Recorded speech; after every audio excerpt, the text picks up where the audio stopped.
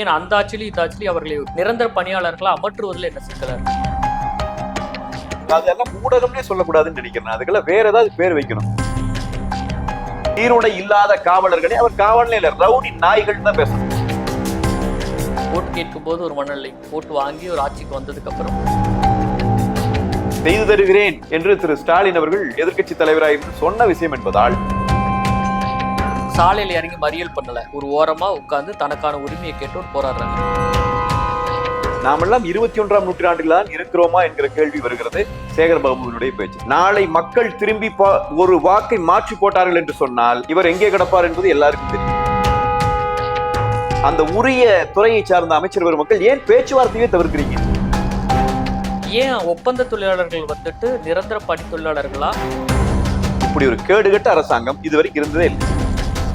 100 நாட்களுக்குள்ள நாங்க சொன்னதெல்லாம் நிறைவேற்றல அப்படின்னா நேரா தலைமை அலுவலகத்திலேயே நீங்க நேரடியா வரலாம், எந்த தடையும் இல்லாம அப்படின்னு சொன்னாங்க. நீங்க அன்னைக்கு அண்ணா திராவிட முன்னேற்ற கழக அரசை ஏதோ ஒரு வகையிலே குறை சொல்லி அவர்களை வீழ்த்த வேண்டும் என்பதற்காக அதே சீண்டலை தான் இப்ப மக்கள் போராட்டங்களே அவங்க பண்றாங்க. நீங்க பாத்தீங்கன்னா இந்த அரசினுடைய அனுமதி இல்லாமல் செய்யறானாங்கிறதா கேள்வி. அந்த பதட்டமே இல்லாம பேட்டி கொடுக்குறாங்க. மேயர் ஆகட்டும், இல்ல வந்துட்டு துறை சார்ந்த அமைச்சர் ஆகட்டும். மாநகராட்சி கமிஷனர் வழக்கு கொடுத்திருக்காரு. என்னாச்சு இந்த வழக்கு? நான் மீண்டும் அடுத்த திருத்தமா சொல்றேன், இங்க சட்டத்தின் ஆட்சி இல்லை.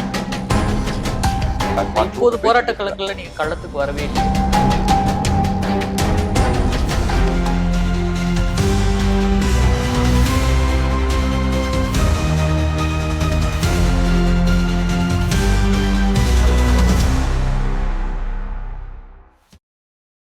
செந்தமிழே உயிரே நருந்தேனே, செயலனை மூச்சினை உனக்கு அளித்தேனே, நைந்தாயெனில் நைந்து போகும் என் வாழ்வு, நன்னிலை உனக்கெனில் எனக்கும் தானே.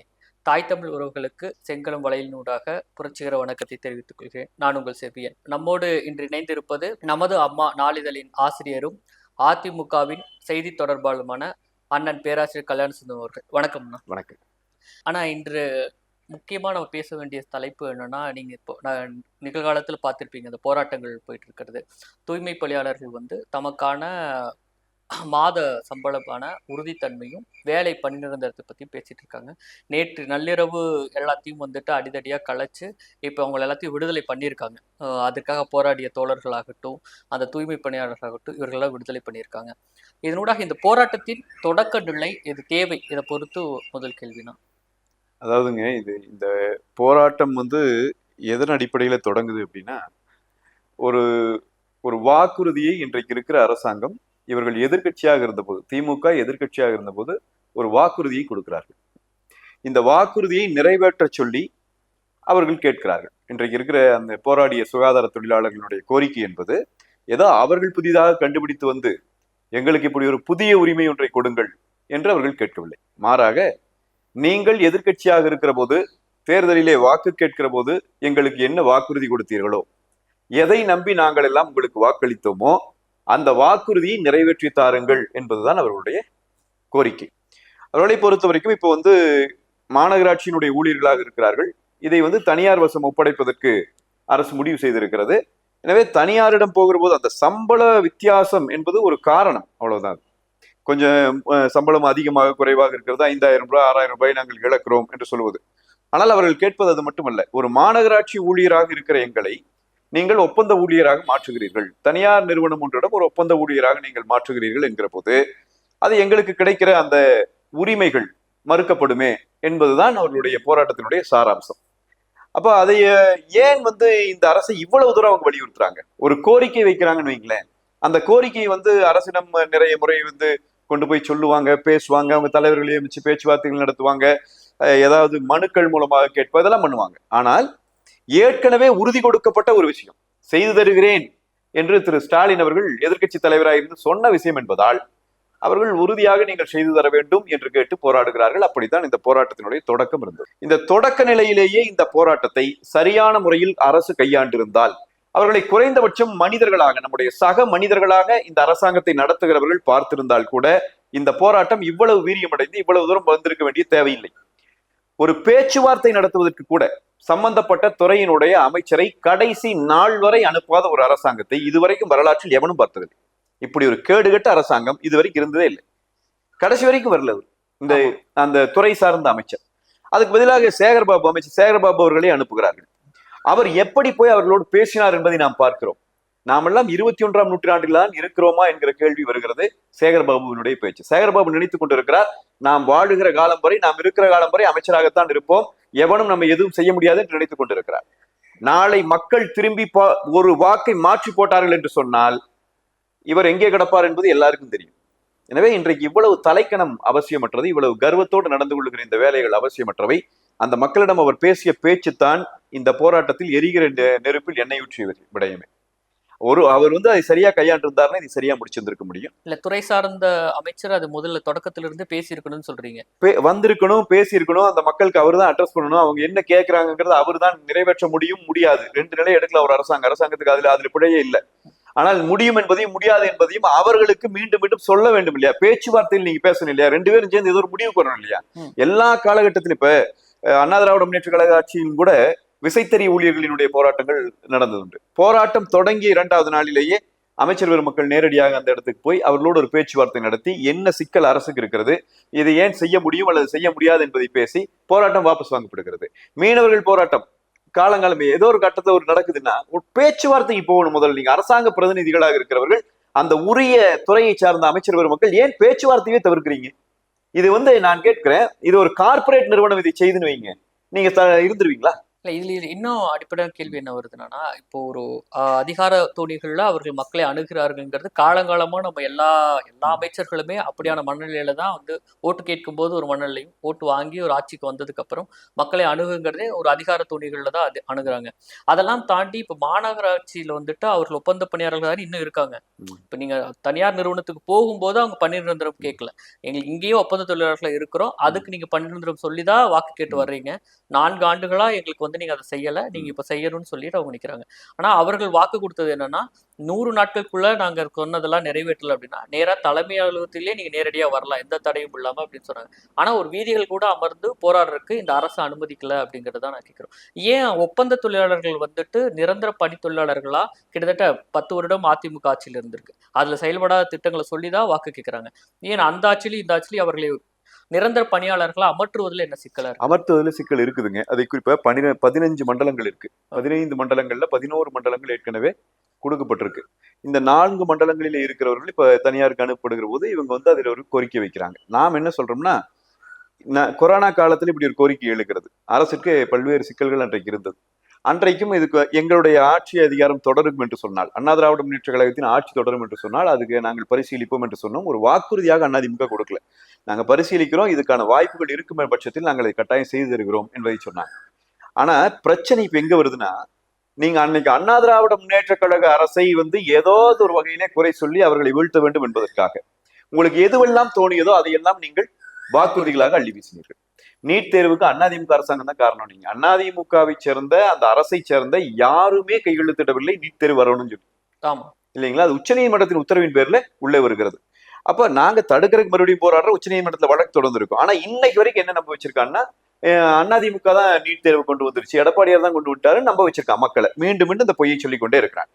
அதே போல பழைய ஓய்வூதிய திட்டத்தை நாங்கள் உடனடியாக மாற்றுவோம்னு அரசு ஊழியர்களுக்கு கொடுத்து பழைய ஓய்வு திட்டத்தை கொண்டு வருவோம், இப்ப இந்த புதிய ஓய்வூதிய திட்டத்தை கைவிடுவோம் என்று சொல்லி அரசு ஊழியர்களுக்கு ஒரு வாக்குறுதியை கொடுக்கிறாய். அதே மாதிரி தனியா இந்த பள்ளிகளிலே வேலை செய்து கொண்டிருக்கின்ற பகுதி நேர ஆசிரியர்களை எல்லாம் நாங்கள் உடனடியாக நிரந்தர ஆசிரியர்களாக மாற்றுவோம் என்கிற ஒரு வாக்குறுதியை கொடுக்கிறாய். இப்படியான வாக்குறுதிகளிலே எதுவெல்லாம் சாத்தியக்கூறு இருக்கிறது? இப்ப நீங்க உண்மையில நான் வெளிப்படையாக சொல்லுகிறேன், அந்த ஆட்சி காலம் முடிகிற போது அங்க இருந்த அந்த நிலைகளை பார்த்தவன் என்கிற முறையிலே நான் சொல்லுகிறேன். 2021 முன்னாடி அந்த கொரோனா காலத்துல பெரும் போராட்டத்துல இருக்கிறது அரசாங்கம். நம்ம மட்டும் இல்ல, உலகம் முழுக்க இருக்க எல்லா அரசாங்கங்களும் போராட்டத்துல இருந்தது. அந்த நேரத்திலையும் கூட ஒருவேளை இனி அடுத்த ஆட்சி வரும் என்று சொன்னால் நாங்கள் நிச்சயமாக இதை முதலாக பரிசீலனை செய்வோம் என்பதை எங்கள் பொதுச் செயலாளர் இந்த பகுதி நேர ஆசிரியர்களுக்கு ஒரு உத்தரவாதமாக கொடுத்திருந்தார். நாங்கள் பகுதி நேர ஆசிரியர்களை நிரந்தரமாக்குவதற்கான முயற்சிகளை நாங்கள் மேற்கொள்வோம் என்று. ஆனாலும் கூட அதை ஒரு வாக்குறுதியாக நாங்கள் கொடுக்கல. ஏன்னா அதை செய்துட்டு நம்ம சொல்லிக்கலாம். ஆனால் அந்த தொழிலாளர்களை பொறுத்த வரைக்கும், தொழிலாளர் சங்கங்களை பொறுத்த வரைக்கும் நாங்கள் சொல்லியிருந்தோம். இவங்க திமுகவை பொறுத்த வரைக்கும் கொடுக்கப்பட்ட இந்த போலி வாக்குறுதிகள் தான் இன்றைக்கு இவர்களை மாத்தி மறுத்து பேச முடியாது. இப்ப அதிமுக ஏன் இந்த நிலைமை பண்ணுச்சுன்னா, அன்னைக்கு இருக்கிற பொருளாதாரம் சார்ந்து என்ன பிரச்சனைங்கிறது நம்ம அதை விளக்குறோம். அன்னைக்கு இவங்க அதிமுக குறை சொல்றதுக்காக இது சாத்தியம்னே பேசுறாங்க. அது புரியுது. இப்போ ஒப்பந்த பணியாளர்கள இருந்து அவர்களை வந்து நிரந்தர தொழிலாளர்களா மாற்றுவதுல ஒரு அரசுக்கு ஒரு சிக்கல் இருக்கு. ம். ஒரு ஒரு இப்ப இருக்க பொருளாதாரம் வேண்டியது சார்ந்த இல்ல. சிக்கலா இப்ப இருக்கோ? இருக்க வேண்டியது இல்ல. ம். ஏன் அப்படி நான் சொல்றேன்னா, நீங்க 2016ல தொடங்கி 2021 வரைக்கும் நடந்த அண்ணா திராவிட முன்னேற்றக் கழக அரசு சந்தித்த சிக்கல்கள் வேறு விதமானவை. ம். தொடர்ச்சியான புயல்கள், தொடர்ச்சியான சேதங்கள், தொடர்ச்சியா அதுக்கப்புறம் 2 ஆண்டுகள் முழுமையாக கொரோனா. அதற்கு முன்னாடி கொஞ்சம் இந்த ஆட்சி மாற்றத்துல அம்மா அவர்களின் மறைவுக்கு பிறகு எங்கள் பொதுச் செயலாளர் அன்றைக்கு முதலமைச்சராக பதவியேற்ற தொடக்க காலத்தில் எதிர்க்கட்சிகள் கொடுத்துக் கொண்டது நெருக்கடிகள் என்று மாநிலத்தை நிர்வகிப்பதே பல்வேறு கட்ட சிக்கல்களிலே அன்றைக்கு அரசாங்கம் இருந்தது. எனவே அவர்கள் இதை இருந்தாலும் கூட அதை பரிசீலிப்போம் என்றுதான் சொன்னார்கள். இருந்தாலும் இது எப்படியாவது நாங்கள் செய்து கொடுப்போம் என்றுதான் முயற்சி எடுத்தார்கள். அந்த ஆட்சி முடிகிற வரை முடியவில்லை. ஆனால் இன்றைக்கு அதை செய்வதில் என்ன பிழை இருக்கிறது, என்ன சிக்கல் இருக்க முடியும் உங்களுக்கு? ஏனென்றால் நீங்கள் தான் 4000 கோடி ரூபாயை கொண்டு போய் மழைநீர் வடிகாலுக்கு மட்டும் நாங்கள் செலவு பண்ணியதாக கணக்கு காட்டுகிறீர்கள் ஆமா. மாநகராட்சிக்குள்ள. அப்ப இந்த அளவுக்கு தொகை செலவு பண்ண முடிகிற அளவுக்கு உங்கள் நிலைமை இருக்கிறது என்றால் கிட்டத்தட்ட 10 லட்சம் கோடி ரூபாய் கடன் வாங்கி இருக்கிறது தமிழ்நாடு அரசு. இப்ப ஆமா. இவ்வளவு தொகையை நீங்கள் வாங்கிவிட்ட பிறகு, மக்களுக்கான நலத்திட்டங்கள் அனைத்தையும் நிறுத்திவிட்ட பிறகு, அரசினுடைய வருமானம் நன்றாக இருக்கின்ற காலத்திலே இதை செய்வதற்கு என்ன தடை இருக்க போகிறது? இல்ல அதை பற்றி பேசுவதுங்கிறது இப்ப மக்கள் ஒரு போராட்டத்தை முன்னெடுக்கிறாங்க. கிட்டத்தட்ட 13 நாள்ல அவங்க மழை வெயில் பார்க்காம தங்களுடைய துயரங்களோட சேர்ந்து கிட்டத்தட்ட குழந்தைகள் வரைக்கும் பெண்கள் குழந்தைகள் எல்லாரும் சேர்ந்து போராடுறாங்க. ஒரு சாலையில இறங்கி மறியல் பண்ணல, ஒரு ஓரமா உட்கார்ந்து தனக்கான உரிமையை கேட்டு ஒரு போராடுறாங்க. அப்படியான சூழல்ல ஒரு அரசு எப்படி அணுகி இருக்கணும்னா அதை வந்துட்டு ரொம்ப ஒரு கவனமான முறைகள்ல கையாண்டு. ஏன்னா அந்த இடத்துல அவங்க போராடுற இடத்துல கழிவுகள் இருக்கு, அதான் அவங்க சுத்தம் பண்றாங்க. இது ஒரு நாற்றம் அடிக்குது, இது சுத்தம் அப்படி இந்த மண்ணை எவ்வளவு நேசிக்கிறாங்கன்னு சொல்றேன். இந்த மாநகராட்சி அதுல வந்து எந்த எவ்வளவு அந்த கருத்துக்கு தொழிலாளர்கள் அதாவது தங்களுடைய உயிரை பணயம் வைத்து எப்படி வந்து கொரோனா காலத்துல ஒரு மருத்துவர் பணியாற்றினாரோ, அங்க இருக்கிற செவிலியர்கள் பணியாற்றினார்களோ, இங்க இருக்கிற அரசு ஊழியர்கள் அந்த நேரத்திலே பணியில இருந்தவர்கள் எப்படி பணியாற்ற, அதற்கு கொஞ்சமும் குறைவில்லாமல், இன்னும் சொல்ல போனால் அதை விட அதிகமாக வந்து தங்களுடைய வாழ்வையே ஒரு பணயமா வச்சுதான் அன்றைக்கு அவர்கள் பணியில இருந்தார்கள், களத்திலே வேலை செய்தார்கள். இத்தனை மக்கள் இன்றைக்கு இந்த சுகாதாரத்தோடு இந்த நோயிலிருந்து தப்பித்திருக்கிறார்கள் என்று சொன்னால் அதற்கு இவர்கள் மிக முக்கியமான காரணம். அதையெல்லாம் யாருமே மாற்று கருத்து இல்லை, மறுக்கவே முடியாது. ஆனால் அப்படியானவர்களையும் இவர்கள் இப்படித்தான் அணுகுவார்களா என்றால் இவர்கள் இப்படித்தான் அணுகுகிறார்கள். நீங்க விவசாயிகள் நீங்கள் கொடுத்த வாக்குறுதியை நிறைவேற்றுங்கன்னு சொல்லி போராட்டம் பண்றாங்க. விவசாயி மேல குண்டாஸ் போட்டீங்களா இல்லையா? இதே ஸ்டாலின் அரசு. ஆசிரியர்கள், அந்த பகுதி நேர ஆசிரியர்கள் எங்களை நிரந்தரமாக்கல் என்று போராடினார்கள். இதே மாதிரிதானே விட்டிய காலையில போய் குழந்தைகளோட நின்று போராடிட்டு இருந்தவங்களை குண்டு கட்டா தூக்கி வண்டிகள்ல வீசி ஆசிரியர்கள் அறிவாளோட போய் போராடினார்கள். அறவழியிலே ஒரு போராட்டம் நடந்து கொண்டிருந்தது. குண்டு கட்ட தூக்கி பெண்கள் குழந்தைகள் அத்தனை பேரையும் தூக்கி அடிச்சு அவ்வளவு சித்திரவதை பண்ணி கொண்டு போனாங்க. அதனுடைய தொடர்ச்சி இன்றைக்கு இந்த இடத்திலும் இவங்க காட்டுறாங்க. இதுல இன்னும் கொடுமை என்ன அப்படின்னு சொன்னா, இவர்களே அவமானப்படுத்துகிறார்கள். ஒரு அமைச்சரை விட்டு அவமானப்படுத்துறாங்க, ஒரு மேயரை விட்டு அவமானப்படுத்துறாங்க. இந்த ஒரு திரைப்படம் பார்ப்பதற்காக துணை முதலமைச்சரும் மாறி மாறி போய் அதே பாதையில கடந்து போய் திரைப்படம் பார்த்து கொண்டிருக்கிற நேரத்திலே கூட இவர்களோடு பேசுவதற்கு இவர்கள் தயாராக இல்லை. அதையெல்லாம் தாண்டி இன்னைக்கு காலையில வந்திருக்கிற செய்தி அதிர்ச்சி கொடுக்கிற செய்தியாக இருக்கிறது. நாட்டிலே ஜனநாயகம் இருக்கிறதா என்கிற கேள்வி வருகிறது. இந்த மக்களோடு நின்று போராடிய வழக்கறிஞர்கள், அவர்களுக்கு உறுதுணையாக இருந்த வழக்கறிஞர்கள் நிலவுமொழி இன்றைக்கு அவர்கள் அடித்து துன்புறுத்தப்பட்டிருக்கிறார்கள் என்கிற செய்தி வருகிறது. சீருடை இல்லாத காவலர்களே, அவர் காவல் இல்ல, ரவுடி நாய்கள் தான் பேசணும். புரியுதானுங்களா? 4 பேர் நீ சீருடையில் இருக்கும் போது எனக்கு நீ காவலர் இல்லையா? நீ சீருடையிலிருந்து சட்டத்துக்கு மீறின வேலையை செய்வேன். ஒரு வழக்கறிஞரை, அது மக்களுக்காக போராடி கொண்டிருக்கிற வழக்கறிஞரை நீ கை வைக்கிற அளவுக்கு என்ன உனக்கு தேவை வருது?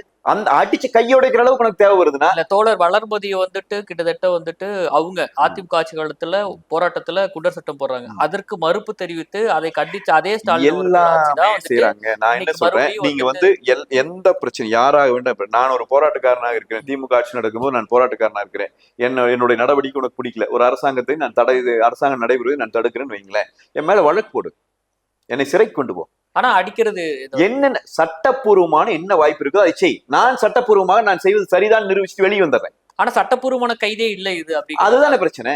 நீங்க சீருடையில் இல்லாத காவலர்களை வைத்து வழக்கறிஞர்களை அடித்து கை காலை உடைப்பது என்பது என்ன வகை சட்டம்? எங்க எந்த சட்டத்துல இருக்குது? காட்டுமிராண்டி சட்டத்திலையும் கூட இல்லையே. காட்டுமிராண்டி காலத்து சட்டத்திலையும் கூட இப்படியான வாய்ப்புகள் இல்லையே. ஆனா காவல்துறைக்கு இவ்வளவு அதிகாரங்களை யார் கொடுத்தது? சார், என்ன நீங்க சொல்றீங்க? 25 பேர் இன்றைக்கு உள்ளுக்குள்ள லாக்அப் டெத் நடந்திருக்குது இவங்களுடைய ஆட்சி காலத்துல. காவல்துறை வரம்பு இல்லாமல் தானே சார் சுத்திட்டு இருக்குது. ஒரு பக்கம் காவலர்களுக்கு பாதுகாப்பு இல்லை, அதிலும் குறிப்பா பெண் காவலர்களுக்கு சுத்தமா பாதுகாப்பு இல்லை. இங்க இப்ப ஒரு SSI அவரை வெட்டியே கொலை பண்றா, குத்தி கொலை பண்ணிருக்கான்.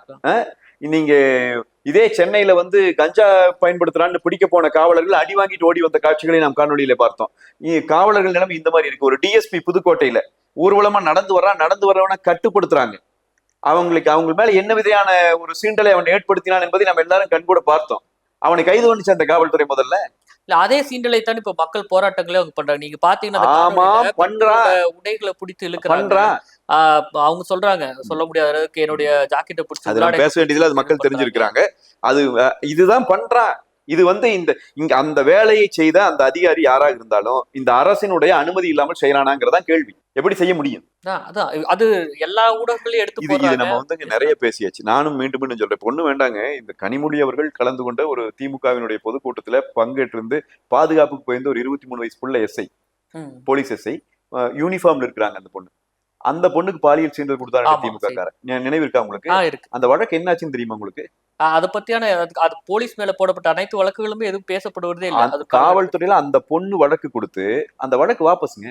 ஏன் வழக்கு வாபஸ் வாங்கினீங்க? அவன் பாலியல் சீண்டல் கொடுத்தது பொய்யா தப்பா? பொய் தான் அது. அப்ப பொய்னா பொய் வழக்கு கொடுத்து இவங்க மேல நடவடிக்கை எடுத்துக்கணும்ல. திருவொற்றியூர்ல சங்கர்ங்கிற பகுதி செயலாளர் இன்றைக்கு எம்எல்ஏ, இப்ப கரண்ட் எம்எல்ஏ, நம்ம மாநகராட்சி ஊழியர் ஒரு பொறியாளர் ஒருவரை மக்கள் முன்னாடி வச்சு கன்னத்துல அரைஞ்சாருங்க. ஆமா, வழக்கு இருக்கு. வழக்கு கொடுத்தது நீங்களும் நானும் கொடுக்கல, மாநகராட்சி கமிஷனர் வழக்கு கொடுத்திருக்காரு. என்னாச்சு அந்த வழக்கு? இப்படி ரவுடிசத்தை கட்டவிழ்த்து விட்டு கொண்டிருக்கிற ஒரு ஆட்சியில போய் நம்ம என்னத்தை எதிர்பார்க்கிறது? முழுக்க முழுக்க அரம்பர் கூட்டமாக காவல்துறையை கட்டமைத்துக் கொண்டிருக்கிறார்கள். இன்னொரு பக்கம் காவல்துறைக்கே பாதுகாப்பு இல்லாத நிலையும் உருவாக்கி வைத்திருக்கிறார்கள். இந்த இரண்டுக்கும் இடையில் நாட்டினுடைய ஜனநாயகம் கேலிக்குரியதாக மாற்றப்பட்டு ரவுடிகளின் ராஜ்யம் நடக்கிறது. நான் மீண்டும் மீண்டும் அழுத்தம் திருத்தமா சொல்றேன், இங்க சட்டத்தின் ஆட்சி இல்லை. சட்டத்தின் ஆட்சி இல்லை. எந்த விதமான மக்களுக்கு தொந்தரவு இல்லாம கையில ஒரு சின்ன கருவி கூட, ஒரு ஆயுதம் வேண்டாம, எந்த பிரச்சனையும் யாருக்கும் கொடுக்காம தன் உடலை தானே வருத்தி கொண்டு 13 நாட்கள் அறவழியிலே போராடியவனை இப்படி போய் தாக்கி அழித்து தூக்கி வீச வேண்டிய தேவை என்ன வந்தது? இல்ல அந்த பதட்டமே இல்லாம பேட்டி கொடுக்குறாங்க. மேயர் ஆகட்டும், இல்ல வந்துட்டு துறை சார்ந்த அமைச்சர் ஆகட்டும், அவங்க அந்த முகத்துல இந்த பதட்டம், நாங்க இந்த நலத்திட்டங்கள்லாம் பண்ணிருக்கோம், இப்போ வந்துட்டு நாங்க வந்து இறந்துட்டா அதுக்கு வந்துட்டு நாங்க இவ்வளவு நிதி கொடுக்குற மாதிரி திட்டம் போட்டிருக்கோம். ரெண்டாவது இது மாதிரி நோய் தொற்று ஏற்படும், அந்த நோய் தொற்று ஏற்படுறதுக்கு நாங்க மருத்துவ காப்பீடு தரோங்கிற மாதிரி எல்லாம் சொல்றோம். நோய் தொற்று ஏற்படாம தடுக்கிறத ஒரு அரசோட வேலை. அதற்கான திட்டங்களை வகுக்காம நீங்க மருத்துவ காப்பீடு கொடுக்க வேண்டும். ஏற்கனவே இருக்கிறது. நீங்கள் மருத்துவ காப்பீடு அவங்களுக்கு கொடுத்து ஆகணும். அதெல்லாம் நாங்க வாழ்த்துறோம், மகிழ்ச்சி, யாரும் சொல்லல. இதெல்லாம் நீ கொடுக்கல. முதல்ல புரிஞ்சுக்கணும். நீங்க ஒரு பேசுகிற அதிகாரிகளோ இந்த அரசியல் தலைவர்களோ இவங்க யாரும் கொடுக்கல. இவங்க வீட்டுல இருந்து எடுத்துட்டு வந்து கொடுக்கல. இது அரசனுடைய பணம். அப்ப அரசனுடைய நிதி, மக்கள் வரியாக கொடுத்த நிதி, இந்த மக்களும் வரியாக இன்றைக்கு போராடி அவர்கள் இருக்காங்களே, அவங்க போய் ஒரு தீப்பெட்டி வாங்கினாங்கன்னா கூட அவங்க வரி கட்டுறாங்க இல்லைங்களா? அந்த வரியும் சேர்த்து அதுல இருந்து வந்த தொகையை எதற்காக செலவு செய்யலாம் என்கிற முடிவு எடுக்கிற போது இந்த தொழிலாளர்களினுடைய நலன் பேணப்பட வேண்டும் என்று சொல்வது, அதிலே கூட இந்த சமுதாயத்தினுடைய உச்சபட்ச சுயநலம் இருக்கிறது. அவர்கள் நலன் பேணப்பட்டால் தான் உன்னுடைய நலன் பேணப்படும் என்பது தெரிந்த பிறகுதான் நீ அதை செய்ய வருகிறாய். இதையெல்லாம் ஒரு காரணமா சொல்லிட்டு இருக்க கூடாது. இப்ப இது எப்படி இதை ஒரு காரணமா சொன்னா இவங்க கூட என்ன பேசுவாங்க? நான் சொல்றேன் சார், அவங்களுக்கு இருக்கிற தைரியமே என்ன அப்படின்னா, 2 விடயங்களையும் முழுமையாக அவர்கள் நம்பி இருக்கிறார்கள். ஒன்று, அவர்களுடைய கூட்டணி கட்சிகள். இந்த கூட்டணி கட்சிகள் இருக்கிற சில அமைப்புகள் எல்லாம் கடந்த காலங்களிலே மிகப்பெரிய அளவில் இந்த மாதிரி போராட்டங்களை முன்னெடுத்தவர்கள். அவங்க சமூக நீதி பேசக்கூடிய அந்த அமைப்புகளே இதை பத்தி பேசல. விடுதலை சிறுத்தைகளாகட்டும், இடதுசாரிகளாகட்டும், அவங்க எல்லாம் களத்திலே பெரும் பெரும் போராட்டங்களை எல்லாம் நடத்தியவர்கள் தான். இந்த மக்களோடு எல்லாம் எல்லா மக்களோடும் நின்றவர்கள் தான். ஆனால் இன்றைக்கு அவர்கள் வாய் திறக்க முடியாமல் மீறி போனா ஒரு அறிக்கை விடுவாங்க, இது சரியில்லை வரலங்கிறதா. ஆமா, அது கூட வன்னியரசு அவர்கள் காவல்துறை தான் தவறு செய்து விட்டது என்று ஒரு அறிக்கை கொடுத்திருக்கிறார். பார்க்கிற போதே நமக்கு இதை சிரிப்பதா அழுவதா என்று தெரியவில்லை இவர்களுடைய நிலை. காவல்துறை அராஜகம் தான் பேசுறாங்க. ஆமா, அந்த காவல்துறை யார் கையில் இருக்குதுங்கிறது வாய் திறந்து பேச மாட்டாங்க. யாருடைய உத்தரவுல அந்த காவல்துறை செயல்படுகிறது என்று வாய் திறந்து பேச மாட்டாங்க. இடதுசாரிகள் பிரச்சனையில காணோம், சரிதானுங்களா? இந்த ஒருவேளை சங்கம் இருந்துச்சுன்னா இந்த தொழிலாளர்கிட்டையும் லெவி வாங்கியிருப்பாங்க. என்ன நிலை எடுக்கிறாங்க, நாடுதலையும் ஒரு போராட்டத்துக்கு அவங்க ஒரு அறைகோள் விடுத்திருந்தாங்க அப்படின்னு சொன்னா அவங்களுடைய பழைய உயிர் பின்னும் இருப்பதாக நாம் புரிந்து கொண்டிருக்கலாம்.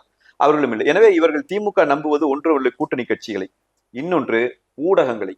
தமிழ்நாட்டிலே இருக்கிற ஊடகங்கள் இன்றைக்கு பெரும்பாலான ஊடகங்கள் விலை போய் இருக்கின்றன. விலை போய் விட்டதனுடைய விளைவுதான் இவ்வளவு பெரிய போராட்டம், இவ்வளவு மூர்க்கத்தனமாக இங்க நடந்து கொண்டு, மூர்க்கத்தனமான ஒரு தாக்குதலை இந்த போராட்டம் எதிர்கொள்ளுகிற நேரத்திலே கூட அதை விவாத பொருளாக்குவதற்கு, அதை பற்றி பேசுவதற்கு இன்றைக்கு சேட்டலைட் மீடியா யாரும் தயாரா இல்லை. எல்லாமே என்னமோ பேசுறான்.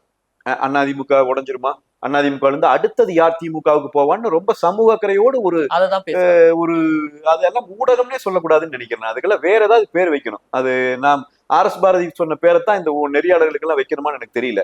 அந்த அளவுக்கு என்ன எவ்வளவு இழிவான மனிதர்கள் ஆயிட்டீங்க நீங்களாம், என்ன இப்படி இருந்தா வாங்கி திம்பீங்களான்னு கேட்கிற அளவுக்கு நிலைமை. இது இன்னொன்னு நம்ம அரசு கிட்ட ஒரு கோரிக்கை வைக்கிறோம். அது அரசு அடுத்து நீதிமன்றத்தை நாடி இருக்காங்க. நீதிமன்றத்தில் 2 வழக்கு போகுது. ஒண்ணு பொதுமக்களுக்கு இடையூறா இவங்க போராடுறாங்கன்னு ஒரு வழக்கு. 2வது வந்துட்டு இது மாதிரி ஒப்பந்த தொழிலாளர்களுக்கு இது சரி பண்ணணும், இந்த மாதிரி கோரிக்கைகள் நிறைவேற்றணும்னு சொல்லிட்டு ஒரு போகுது. இந்த 2 வழக்குகள்ல ஒன்றை தாமதப்படுத்திட்டு விரைவா அவங்க அப்புறப்படுத்துகிற வழக்கு மட்டும் விரைவா எப்படி தீர்ப்பு வருது?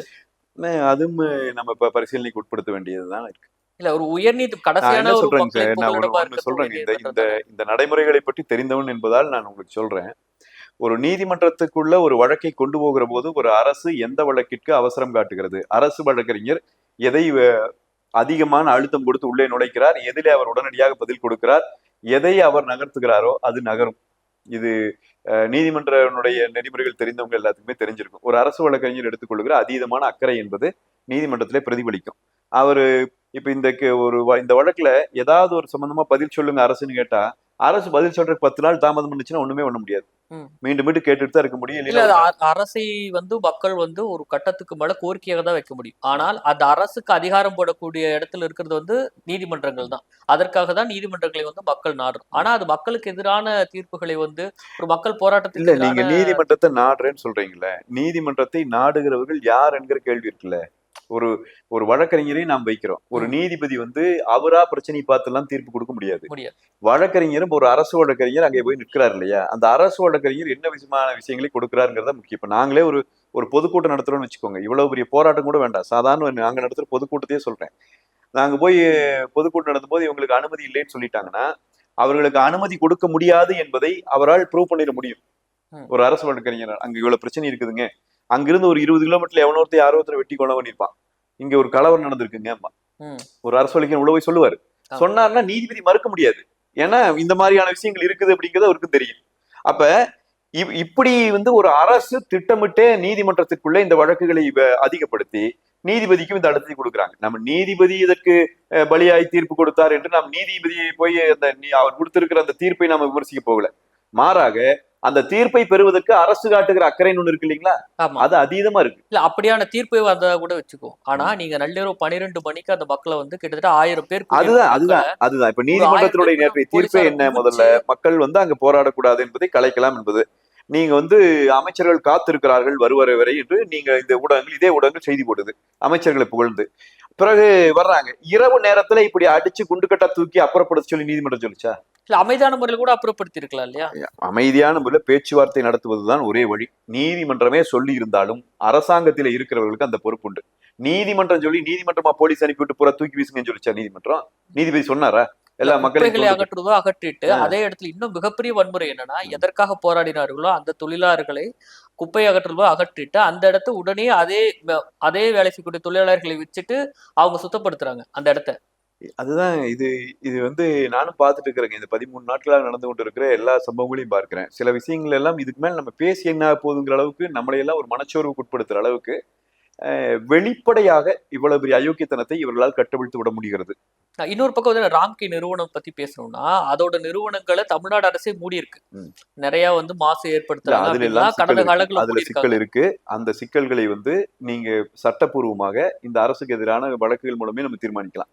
இது அந்த நிறுவனங்கள் மூடப்படலாம், வேற ஒரு நிறுவனத்துக்கு போகலாம். மூடப்பட்ட நிறுவனத்துக்கு இவங்க ஒப்பந்தம் போட்டிருக்காங்க. இப்ப ஒரு நிறுவனம் நிறைய போட்டிருக்காங்க. நான் உங்களுக்கு இது மட்டும் நீங்க ஒண்ணு மட்டும் சொல்றீங்க, நிறைய போட்டிருக்காங்க, நிறைய போட்டிருக்காங்க. ஒரு நிறுவனத்துக்கு நம்ம கொடுக்குறோம், கொடுத்து அந்த நிறுவனம் நடந்து கொண்டு இருக்கும் போது அவன் சட்டவிரோதமாக செயல்படுகிறான் என்று தெரிந்து விட்டால் அந்த ஒப்பந்தத்தை ரத்து பண்ணுகிற எல்லா அதிகாரமும் ஒரு அரசுக்கு இருக்கு. ஏற்கனவே நடந்த அந்த ஒரு நிறுவனத்துக்கு தானே இப்ப ஒப்பந்தம் கொடுக்குறாங்க. இதுல மட்டும் இல்லைங்க, ஏராளமான ஒப்பந்தம். நீங்க ஒண்ணு வேண்டாம், இந்த அறப்போர் இயக்கத்தின் சார்பில் நீங்க ஒரு மாதத்திற்கு முன்னாடி அவர்கள் ஒரு செய்தியை வெளியிட்டாங்க. நீங்க அதை எடுத்து பாருங்க. இந்த பொருட்களை ஒரு இடத்துல இருந்து இன்னொரு இடத்துக்கு கொண்டு போறதுக்கு, ரேஷன் கடைகள்ல இருக்க வர்ற பொருட்களை ஒரு இடத்துல இன்னொரு இடத்துல லாரிகளுக்கு கான்ட்ராக்ட் கொடுத்திருக்காங்க. எத்தனை கோடிகள் அதிலே ஊழல் செய்யப்பட்டிருக்கிறது என்பதை அவர் பட்டியலிட்டு எடுத்து கொடுக்கிறார். ஒருத்தர் 2 பேர் அதுல இருக்கிறவங்க பூரா நிறைய பேர் வழக்கு இருக்கிற ஆளுங்க, கொடுக்கவே முடியாது, நீங்க கான்ட்ராக்டே கொடுக்க முடியாத ஆளுங்க, அவங்களுக்கு கொடுத்துருக்கீங்க. அது போல இந்த மாதிரி பல நிறுவனங்களுக்கு கொடுத்திருக்காங்க. ஆனா இப்ப பிரச்சனை என்னன்னா, இப்ப அந்த நிறுவனங்களை குறித்து பேசுவதில் இருக்கிற சிக்கல் என்னன்னு நான் உங்களுக்கு சொல்றேன். இந்த போராட்டத்தினுடைய வலிமையை அது குறைக்கும். போராட்டம் என்பது இந்த நிறுவனத்திடமிருந்து வேறு நிறுவனத்துக்கு மாற்றி கொடு என்பதல்ல. போராட்டம் எங்களை அரசு பணியாளர்கள் நியமிக்கணுங்கிறது தான். அதுதான் ஆனா அதுதான் அங்கீகாரமா கொடுக்கப்படுது. ஏன்னா என்னுடைய நீங்க பார்க்கக்கூடிய எல்லா அரசு தொழில்கள்லயுமே ரொம்ப வந்துட்டு என்னை வந்துட்டு கடைநிலைகள்ல ஒரு அரசே வந்துட்டு தீண்டத்தகாதவர்களா பார்க்கக்கூடிய தொழிலாக இது இருக்கு. நீங்க எல்லாருமே வந்துட மாட்டாங்க. நீங்க எவ்வளவு படிப்பு எழுதிட்டு கிட்டத்தட்ட ஒரு 15-10 வருஷமா எழுதுவான் நீங்க அரசு தேர்வு. அவர்கள் கூட உடனே எடுத்துட்டு வர மாட்டாங்க இந்த தொழில்களுக்கு. அப்ப அந்த வேலைக்கு வரக்கூடியவர்களுக்கு ஒரு குறைந்தபட்ச ஒரு அதிகாரமாகவும் தன்னம்பிக்கையா கொடுக்கறதா அரசு பணியில எங்களை அங்கீகரிங்க அப்படின்னு சார். இந்த துறைக்குள்ள சுகாதார தொழிலாளர்களுடைய பிரச்சனையில பல வடிவங்கள்ல இந்த அரசு திருடுகிற அரசாக இருக்கிறது என்பதை நாங்கள் மீண்டும் மீண்டும் வெளிப்படுத்தி இருக்கிறோம். ஏற்கனவே இந்த தொழிலாளர்களுக்கு ஒப்பந்த அடிப்படையிலே அந்த வாகனங்கள், குப்பை அள்ளுகிற வாகனங்கள் அவர்களே வாங்கி கொள்ளலாம் என்கிற ஒரு வாய்ப்பு கொடுத்து அதற்கான நிதி கொடுக்கப்பட்ட போது அந்த நிதியை காங்கிரஸ் கட்சியினுடைய செல்வ பெருந்தகையை வைத்து திருடி கொண்ட ஒரு கட்சி, ஒரு கூட்டணி தான், ஒரு அமைப்பு தான் இந்த அமைப்பு. எனவே சுகாதார தொழிலாளர்களை பொறுத்த வரைக்கும் அவர்களுக்கு என்னென்ன நெருக்கடிகளை கொடுக்க முடியுமோ அத்தனை, அதாவது கடைசி சொட்டு ரத்தத்தை உறிஞ்சிறதுன்னு சொல்லுவாங்க இல்லைங்களா, அதைத்தான் அவங்க செஞ்சுட்டு இருக்கிறாங்க. இதுல ஒன்றும் புதிதாக மாற்று கருத்தே இல்லை. இந்த நிறுவனங்கள் மீதான இருக்கிற பிரச்சனைகள் இவையெல்லாம் நீதிமன்றத்திலே வழக்குகள் மூலமாக அல்லது ஒரு அரசு சரியாக இருக்கிற அரசாக இருந்தால் அரசே தீர்மானித்து தூக்கிவிடலாம். இவங்க கிட்ட அதை எதிர்பார்க்க முடியாதுன்னு நான் சொல்றேன். இவங்க அதை செய்ய போவதில்லை. அது நீதிமன்றத்துக்கு போய் கூட முடிச்சுக்கலாம். ஆனால் இப்ப இருக்கிற கோரிக்கை என்பது இன்றைக்கு இருக்கிற காலகட்டத்தில எங்களை நீங்கள் நிரந்தர பணியாளர்களாக, அரசு பணியாளர்களாக ஏற்றுக்கொள்வதில் என்ன தயக்கம் என்பதுதான் அவர்களுடைய கோரிக்கை, அவர்களுடைய கேள்வி. அதிலும் கூட நீங்க கொடுத்த வாக்குறுதி தானே என்பதுதான் அவர்களுடைய வலியுறுத்தி அவங்க சொல்ல செய்யுது. அப்ப இந்த ரெண்டுலயும் ஒட்டுமொத்தமான தமிழ் மக்களும் நாம இந்த இடத்துல நிக்கணும்னு நான் சொல்றேன். இதே இடத்துல நிலையாக நின்று இந்த கேள்விக்கு விடை சொல்லுங்கள் என்று இந்த முதலமைச்சர் கேட்கும். இப்போ நீங்க இந்த போராட்டத்தை கலைச்சிட்டாங்க சென்னையில. அதே கோவையில போராடுறாங்க. அதே துப்புரவு தொழிலாளர்கள். கடலூர்ல எங்களுக்கு சம்பளம் கொடுக்கல, அது நிறுத்த இருக்குன்னு அவங்களும் அந்த போராட்டத்தை அறிவித்து தொடர். எல்லா இடங்கள்லயுமே போராட்டக்காரர்களை கலைப்பதை மட்டுமே முதன்மையா வச்சிருக்கு இந்த அரசு. அதற்கான தீர்வையோ பேச்சுவார்த்தையோ எங்கேயுமே பண்ணாது. என்னன்னா இப்ப கூட நீங்க என்னன்னா இன்னைக்கு அவங்க விடுதலை செஞ்சிருக்காங்க இல்லைங்களா, அரசாங்கத்தை நடத்துகிறவர்களுக்கு இப்பொழுது ஒரு நம்பிக்கை இருக்குது. என்னன்னா ஒரு முறை கலைத்து விட்டோம் என்று சொன்னால் பிறகு இவர்களால் கூட முடியாது. ஏன்னா இப்பவே இவங்களுடைய ஆட்களை ஊடுருவி வச்சிருப்பாங்க உள்ள இந்த போராட்ட குழுக்குள்ளேயே. இவருடைய ஆட்கள் இப்ப தனித்தனியா பிரிகிறாங்க இல்லைங்களா, இப்பவே ஊடுருவி வச்சிருப்பாங்க. அப்ப இந்த நேரத்துல என்னென்ன வகையான பேச்சுவார்த்தைகள் நடத்தணும், அங்க இருக்கிற தொழிற்சங்கங்கள் யாரோ ஒருத்தர் 2 பேர்த்த பிடிச்சி இந்த வேலை எல்லா வேலையும் செய்வாங்க. அதான் வீடு தரலாம் பேச்சுவார்த்தை நடத்தி அதுதான் வெளிப்படையாவே சொன்னாங்க. அதுதான் நடக்கும். அப்படியாவது கொடுத்தாலும் பிரச்சனை இல்லை, அதையும் செய்ய போவதில்லை. அதை போராட்டத்தை கலைத்து விட்டு கலைப்பதற்கான யுக்தி தான். தமிழ்நாடு முழுவதும் இன்றைக்கு ஆங்காங்கே போராடுகிற இந்த கரங்கள் வலுவாக ஒரே முழு மனதோடு எல்லாரும் ஒன்றாக சேர்ந்து தமிழ்நாடு முழுவதும் போராட்டத்தை அறிவித்து விட்டார்கள் என்று சொன்னால், முதலமைச்சர் மட்டுமல்ல, நீங்களும் நானும் இங்கே இருக்கிற அத்தனை பேரும் தெருவிலே இறங்கி நிற்பதை தவிர வேறு வழி இல்லை. நாடு ஸ்தம்பித்து போகும். இல்ல இதற்காக அதிமுக களத்துக்கு வரும், நிச்சயமா வரும். இன்னைக்கு எங்களுடைய பொதுச் செயலாளர் மிக கடுமையான கண்டனங்களை தெரிவித்திருக்கிறார். நேற்றைய 2 நாட்களுக்கு முன்னாடி எங்களுடைய முன்னாள் உள்ளாட்சித்துறை அமைச்சர் இது குறித்தான தீர்வுகளுக்கு கட்டாயமாக நாங்கள் மீண்டும் வருகிற போது நிரந்தர பணியாளர்களாக மாற்றுவோம். போராட்ட களங்கள்ல நீங்க களத்துக்கு வரவே இல்லையே. எங்களுடைய அந்த பகுதிகளை சார்ந்த நிர்வாகிகள் கலந்திருக்கிறாங்க. இந்த போராட்டங்களை பொறுத்த வரைக்கும் இந்த அரசுக்கு கொடுக்கப்படுகிற அழுத்தத்தை எதிர்க்கட்சி செய்கிற அரசியல் என்கிற அளவிலே சுருக்கிவிடக் கூடாது என்பதிலே நாங்கள் கவனமா இருக்கிறோம். எங்களை பொறுத்த வரைக்கும் இப்ப நாங்க அங்க நின்றிருந்தோம்னா இப்ப அப்படித்தான் ஒரு பிரச்சாரத்தை கொண்டு போயிருப்பாங்க. ஆனால் வெளியே நின்றும் நாங்கள் அந்த மக்களை முழுமையாக ஆதரித்துக் கொண்டிருக்கிறோம். எங்களுடைய பொதுச் செயலாளர் அவர் இன்றைக்கு தமிழ்நாடு முழுவதும் பயணித்துக் கொண்டிருக்கிறார். இன்னும் சரியாக சொல்ல வேண்டும் என்றால் இந்த போராட்டத்தை ஒவ்வொரு மாவட்டங்களுக்குள்ளும் அவர் கொண்டு போய் சேர்த்துக் கொண்டிருக்கிறார். அவர் ஒரே நிமிஷம், அவர் பேசுகிற காரணத்தினாலதான் இன்னைக்கு இந்த தொலைக்காட்சிகள்ல சில செய்திகளாவது போடுறாங்க.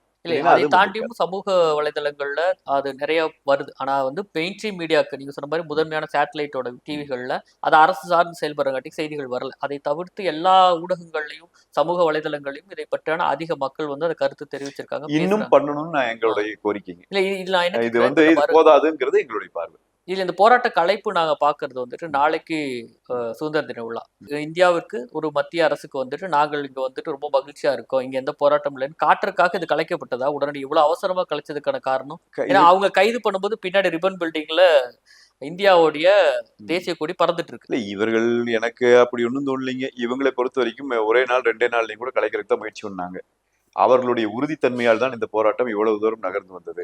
இவர்களுக்கான பச்சை கொடியை நீதிமன்றம் நேற்று காட்டிவிட்ட பிறகு அதற்கு பிறகு இவர்கள் காத்திருப்பதற்கு தயாராக இல்லை.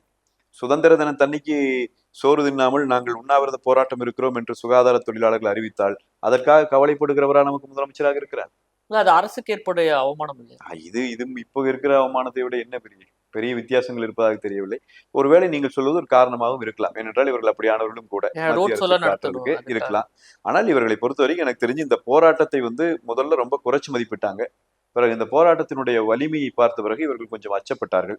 எனவே வாய்ப்பை பயன்படுத்தி தன் கையில் இருக்கிற எல்லா விதமான வாய்ப்புகளையும் பயன்படுத்தி இந்த போராட்டத்தை ஒடுக்க முயற்சி செய்தார்கள். இப்பொழுதும் அவர்கள் உறுதியாக நம்புவது இதெல்லாம் மக்கள் மறந்துடுவாங்க. இன்னைக்கு ஆகஸ்ட் மாசம், தேர்தல் எங்கே, நீ மார்ச் ஏப்ரல்ல தானே, ஆமா இன்னும் 7-8 மாதங்கள் எல்லாம் இதெல்லாம் யார் ஞாபகம் வச்சுட்டு போறது இல்லை என்கிற ஒரு அசாத்தியமான தைரியம் அவர்களுக்கு இருந்து கொண்டு இருக்கிறது. அது இல்லாமல் பார்த்து கொள்ள வேண்டும் என்று நாங்கள் நினைக்கிறோம். நன்றி. தொடர்ந்து மக்களோடு மிக்க நன்றி. பயணிப்போம். மிக்க நன்றி. நன்றி.